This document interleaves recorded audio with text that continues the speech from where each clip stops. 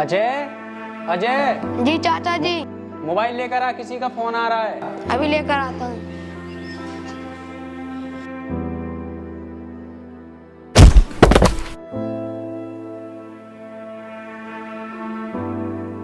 लो चाचा जी। तोड़ दिए ना फोन? हो गई तेरे दिल को तसल्ली?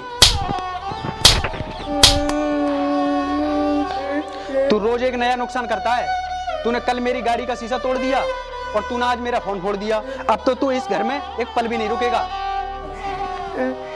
चाचा मुझे इस घर से मत निकालो और तुम्हारे सिवा अब मेरा इस दुनिया में कोई नहीं है। मैं कुछ सुनना नहीं चाहता, चुपचाप निकल जा यहाँ से, वरना तुझे धक्के मार कर मैं इस घर से निकालूंगा। चल यहाँ से,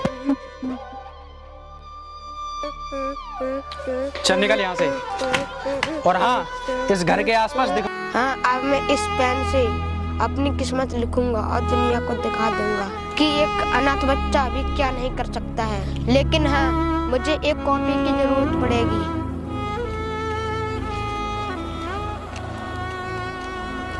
अंकल अंकल गाड़ी रोको। अंकल मुझे बहुत तेज भूख लगी है, कुछ पैसे दे दो। ये लो बेटा 200 रुपए, पेट भर कर खाना और जो पैसे बचे उन्हें संभाल कर रखना, तुम्हारे काम में आएंगे।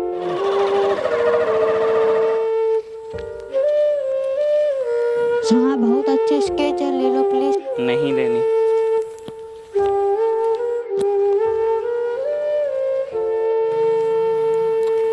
साहब ले लो, बहुत अच्छी स्केच है, ले लो प्लीज।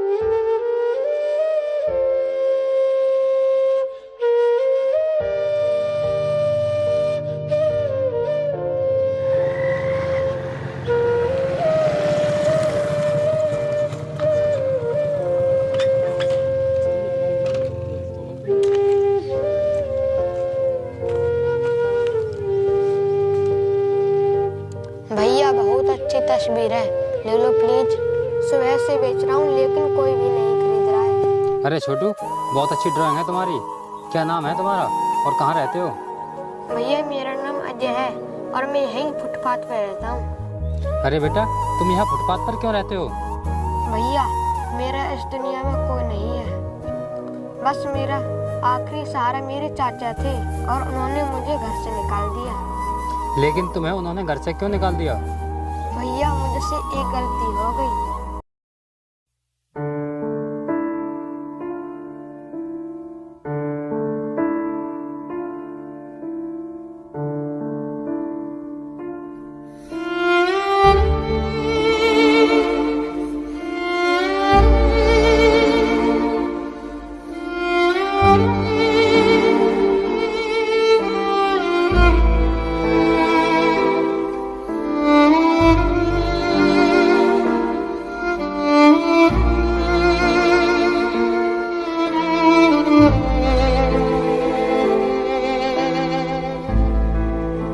छोटू, ये दुनिया बहुत नारंगी है। आदमी लालच में आकर रिश्ते नातों को भूल जाता है। खैर छोड़ो, अब तुम मेरे साथ चलो। मेरा आर्किटेक्चर का बिजनेस है, उसमें रहकर मेरे साथ काम करना, फिर उसके बाद सब कुछ ठीक हो जाएगा। ठीक है भैया, आपका बहुत बहुत धन्यवाद।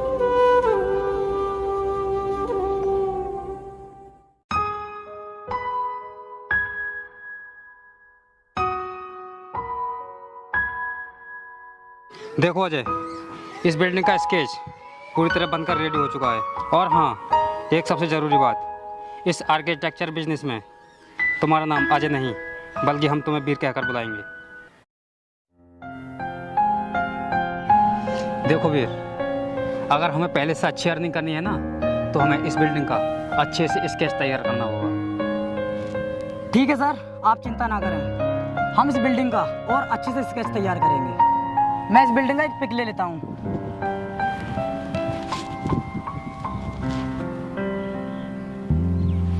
ओके सर, चलते हैं।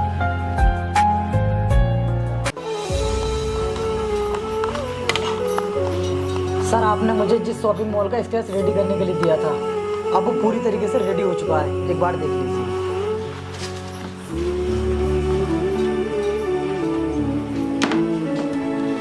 थैंक यू वीर, आपने इस स्केच को रेडी करके बहुत बड़ा काम किया है। इस स्केच के हमें 5 करोड़ रुपए मिलेंगे।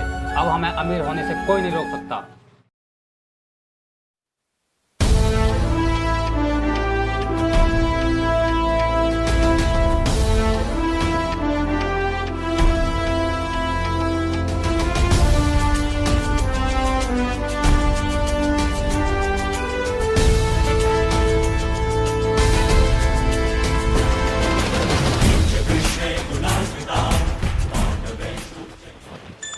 देखो वीर, आज तुम्हारी मेहनत और लगन की वजह से मैं इस मुकाम तक पहुंचा हूँ। मैं बोल रहा था ना, मैं तुम्हें एक सरप्राइज दूंगा। आज से ये पूरा बिल्डिंग तुम्हारा है। और हाँ, 2 दिन पहले इस बिल्डिंग को मैंने तुम्हारे नाम पर रजिस्टर कर दिया था। Thank you so much sir. Sir मुझे बिलीव ही नहीं हो रहा है कि मैं इतनी जल्दी अमीर हो जाऊंगा। चलो वीर मेरे साथ, मैं इस बिल्डिंग का पूरा व्यू दिखा देता हूँ।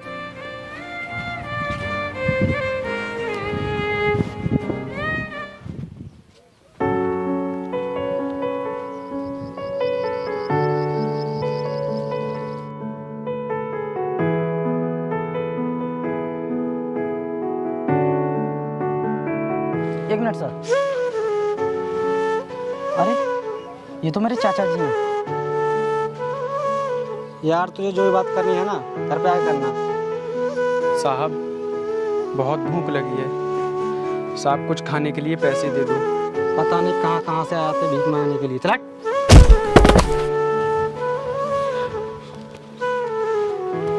चाचा जी आप, और ये क्या हालत बना रखी है आपने। उठो।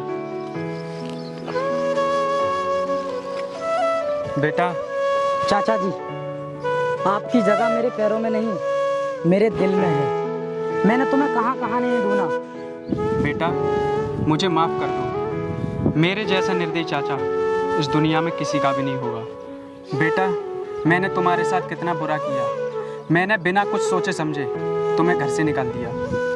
चाचा जी आप ऐसा मत बोलिए, आप मुझे मेरे पिता से भी बढ़कर हैं, भगवान है आप मेरे लिए।